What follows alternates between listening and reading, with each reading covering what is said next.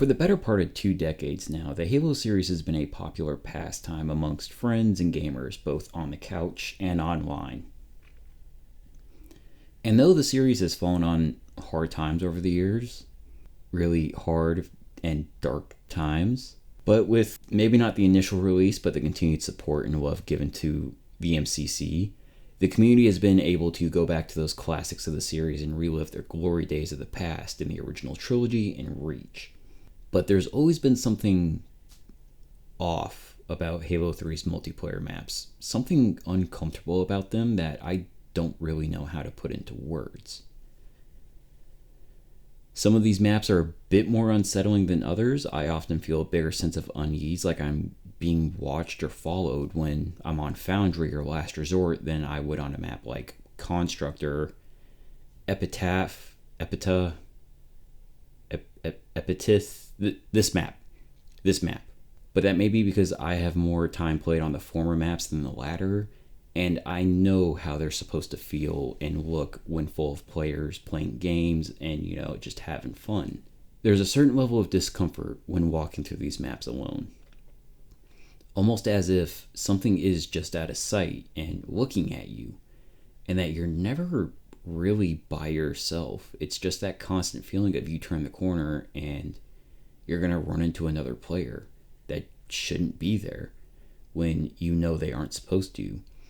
It gives off a feeling of dread and terror if you saw them, but that would still feel more comforting in knowing that you're not alone, I think. Now, of course, some of the maps are supposed to give off this creepy kind of feeling, and there's even Easter eggs in other maps to help with the creep factor. You have things like the flood walls, the pods, and the decay of isolation. The seemingly eerie aesthetic in abandoned flood tanks of cold storage, the low-res image of a man on standoff, and seeing Cortana in the laptop on high ground. Just an uncomfortable feeling when walking around them. The next minute or so is just going to be walking around a few maps, and I want to know if you get the same kind of feeling I'm trying to describe, because I definitely feel this when wandering them alone.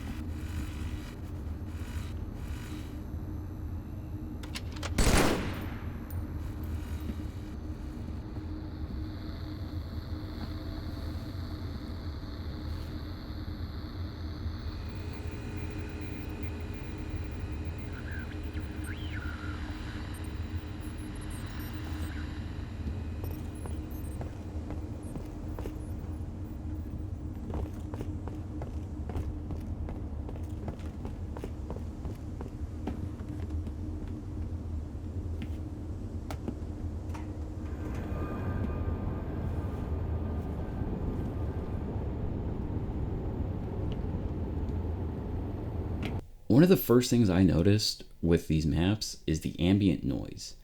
Most of the maps just have strong winds, but a few others have some extra touches. radio static and Morse code near radios and laptops and high ground, the targets popping up, and cameras following you in the pit, which I never noticed the cameras make noise.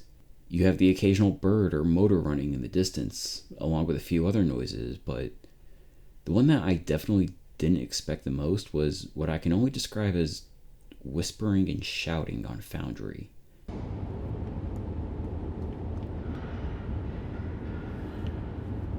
And Foundry just has that feeling of not being alone.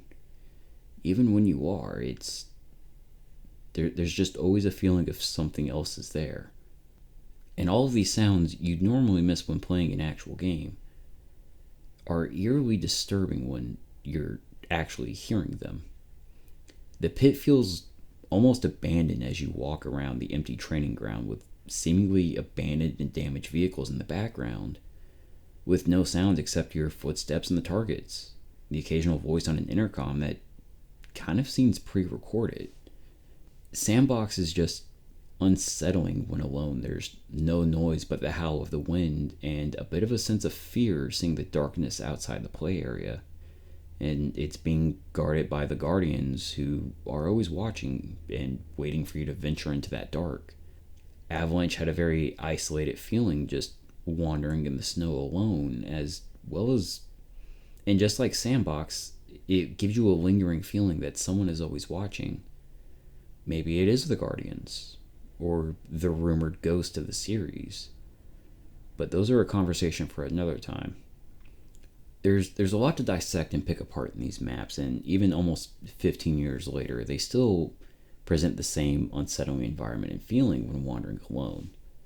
But despite the unsettling feelings, they're filled way more with my fond memories and friendships and the good times I had with these players and the classic games. Jenga, Fat Kid, Michael Myers, Red Light, Green Light. Fantastic games. And it's still nice to come back to these every now and then.